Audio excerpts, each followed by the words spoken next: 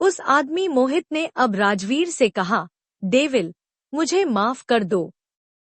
मोहित अपनी बात पूरी कर पाता उससे पहले ही राजवीर ने उसके माथे के बीचों बीच में एक गोली मारकर उसको वहीं ढेर कर दिया और साथ में उस मोहित की लाश को देखते हुए उससे कहा, मुझे झूठ बोलने वालों से सख्त नफरत है।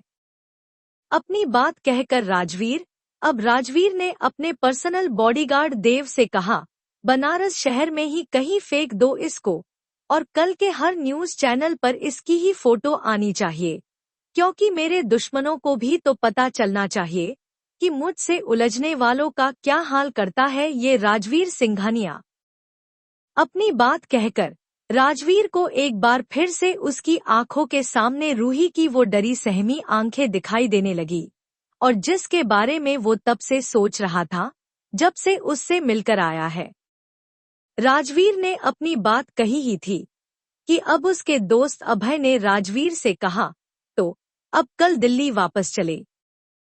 अपने दोस्त अभय की बात सुनकर अब राजवीर ने अपने दोस्त अभय से कहा, अभी नहीं, मैं अभी कुछ दिन यही बनारस में ही रुकना चाहता हूँ। राजवीर की बात सुनकर उसके दोस्त अभय को कुछ समझ में नहीं आ रहा था कि आखिर अब उसके दोस्त राजवीर का और क्या काम करना बाकी रह गया था। वहीं दूसरी तरफ रूही का घर। रूही जल्दी जल्दी करके किसी भी तरह अपने घर पहुंचना चाहती थी, पर अब वो चलते चलते थक चुकी थी। पर वो कहीं बैठने के बजाय अपना चलना बंद नहीं कर रही थी और न ही कोई रिक्शा ले पा रही थी, क्योंकि उसकी सौतेली माँ कुसुम ने उसको पूरे गिने हुए रुपए दिए थे जो सारा सामान लेने में ही खर्च हो चुके थे। करीब 1 घंटे बाद अब रूही की लगातार चलते चलते हालत खराब हो रही थी, मगर जब उसने देखा कि अब वो अपने मोहल्ले वाले राशन की दुकान तक आ गई तो अब रूही ने अपने आप को समझाते हुए कहा, देख रूही, अब तुझे रुकना नहीं है, बस 15 मिनट का रास्ता और बचा है, फिर तो अपना घर आ ही गया समझ। अपनी बात अपने को ही समझाकर रूही हिम्मत ने न हारते हुए फिर से चलना शुरू कर दिया और चलते चलते किसी घर के दरवाजे तक आकर रुक गई और अपने आप से कहा, मैं अब और नहीं कर सकती हूँ। अपनी बात कहकर रूही वही बेहोश हो गई और तभी किसी ने रूही के मुंह पर पानी से भरा गिलास फेंक दिया और जिससे रूही को होश आ गया और फिर उसको अपनी सौतेली माँ कुसुम की आवाज उसके कानों में आई, कहाँ चली गई थी राशन लेने, जो इतना समय लगा दिया, और अब ये घर के दरवाजे पर क्यों बैठ गई, और तेरा बाप रात तक घर आए उससे पहले सारा खाना बना दे।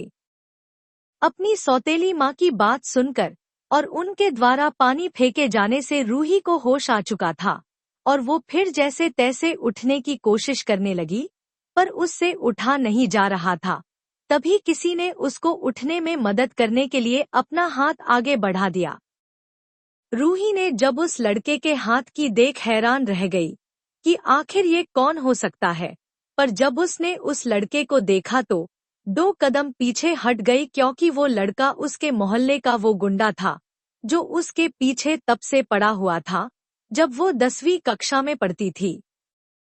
और साथ में उसका पूरा नाम रोहित दिवाकर था। उसकी उम्र 27 वर्षीय थी और हाइट 59 इंच होगी, और साथ में रूही की सौतेली बहन रीना का बॉयफ्रेंड भी था, पर वो रीना के साथ फिजिकल रिलेशन के अलावा उससे ज्यादा कोई भाव नहीं देता था। वो तो किसी भी कीमत पर रूही को पाना चाहता था और उसको रूही से ज्यादा उसकी सुंदरता पसंद थी, जिसके लिए वो कुछ भी कर सकता था, और इसी कारण रूही उससे नफरत करती थी और उसने कई बार उसके साथ बदतमीजी करने की भी कोशिश करी थी। और जब भी उसने अपने पिता अमर को बताने की कोशिश करी तो उसकी सौतेली माँ कुसुम और सौतेली बहन रीना ने उसको ही गलत साबित कर दिया, जिस कारण ही अब उसके पिता अमर उस पर अब थोड़ा कम और उसकी सौतेली माँ कुसुम और सौतेली बहन रीना पर बहुत ज्यादा भरोसा करते थे। रूही अपने आप को संभालते हुए जैसे तैसे करके खड़ी हो गई तो रोहित उसकी तरफ बढ़ने लगा और रूही अपने कदम पीछे लेने लगी, और जब वो दीवार से बिल्कुल चिपक सी गई तो रोहित अपने चेहरे पर एक गंदी मुस्कान के साथ रूही को ऊपर से नीचे तक देख रहा था। रूही दीवार से चिपक कर खड़ी हुई थी और साथ में रात का समय होने की वजह से रूही को बहुत ज्यादा डर लग रहा था। वहीं रोहित उसको अपनी गंदी नजर से ऊपर से नीचे तक कई बार देखने के बाद भी अपनी नजर रूही पर से नहीं हटा रहा था, जिससे रूही को बहुत ज्यादा डर लग रहा था, क्योंकि रोहित ने बहुत सी लड़कियों की जिंदगी बर्बाद कर दी थी, पर उसके खिलाफ कोई सबूत न मिलने पर उसको रिहा कर दिया गया था। रूही अब वहां से जाने की कोशिश कर रही थी,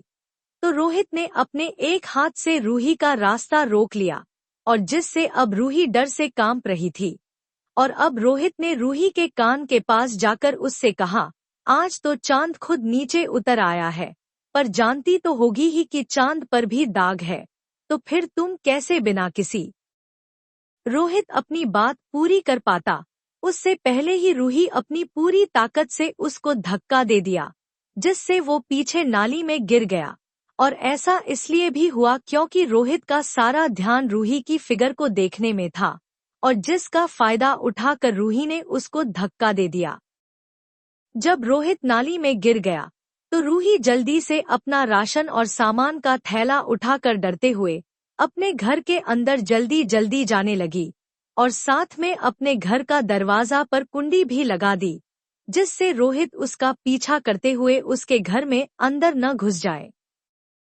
और अब सारे सामान का थैला शर्मा निवास की दहलीज पर रखकर अपने कमरे की तरफ भाग गई और अपने कमरे के बाथरूम में जाकर गेट बंद करके वहीं बैठ गई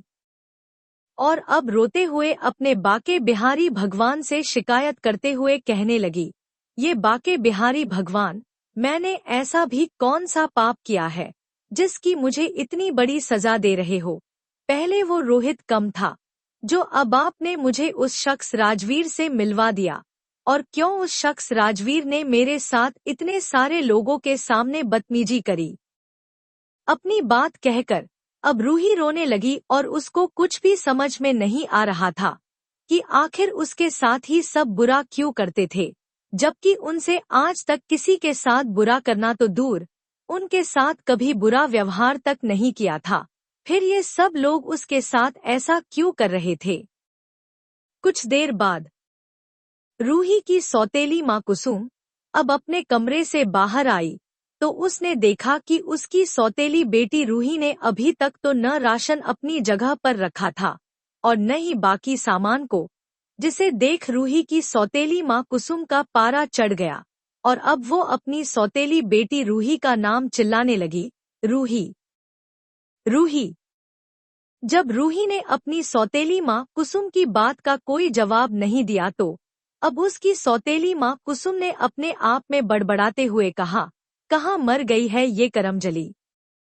अपनी बात कहकर अब रूही की सौतेली माँ कुसुम अपनी सौतेली बेटी रूही के कमरे की ओर बढ़ गई और वहां पर भी अपनी सौतेली बेटी रूही को ना देखकर वहां से वापस ही जाने लगी कि तभी रूही अपना मुंह धोकर बाथरूम से बाहर आ गई, जिसे देख रूही की सौतेली माँ कुसुम ने अब उसके बालों को पकड़ लिया तो रूही ने अपनी सौतेली माँ कुसुम से कहा, छोड़ दो माँ, मुझे दर्द हो रहा है। अपनी सौतेली बेटी रूही की बात सुनकर भी उसकी सौतेली माँ कुसुम ने उसके बाल नहीं छोड़ा था, बल्कि अब वो अपनी सौतेली बेटी रूही से कहने लगी, तेरी इतनी हिम्मत हो गई कि मेरे बुलाने पर भी नहीं आ रही थी और बाथरूम में जाकर बैठ गई। लगता है तू फिर से अपने बाप से पीटना चाहती है, और वो भी बेल्टों से। अपनी सौतेली माँ कुसुम की बात सुनकर अब रूही के आंखों में वही दृश्य घूमने लगा जब उसके पिता अमर ने गुस्से में आकर उसको बेरहमी से बेल्टों से मारा था, जिस पर रूही ने रोते और गिड़गिड़ाते हुए अपनी सौतेली माँ कुसुम से कहा, नहीं माँ, ऐसा मत करना, मैं आपके हाथ जोड़ती हूँ, अब जो कहेंगी मैं वो करने को तैयार हूँ, बस ये मत करना। अपनी सौतेली बेटी रूही की बात सुनकर अब उसकी सौतेली माँ कुसुम ने उसको छोड़ दिया, जिससे वो जमीन पर गिर गई और अब अपनी सौतेली बेटी रूही से कहा, अगले 1 घंटे में मुझे रात का खाना तैयार चाहिए, नहीं तो तू जानती ही है मैं क्या क्या करवा सकती हूँ तेरे बाप से। अपनी बात कहकर रूही की सौतेली माँ कुसुम मुस्कुराते हुए वहां से चली गई और रूही हिम्मत करके अपने कमरे से बाहर निकल आई और फिर बरामदे में जाकर सारा राशन और सामान अपनी अपनी जगह पर रख दिया और अब रसोई घर में जाकर रात के खाने के लिए चावल भिगोकर आटा गूंदने लगी और फिर सब्जी काटकर दाल कुकर में चढ़ा दी और ऐसे ही करके अब रूही ने सारा काम कर लिया और रूही ने रात का पूरा खाना तैयार कर लिया।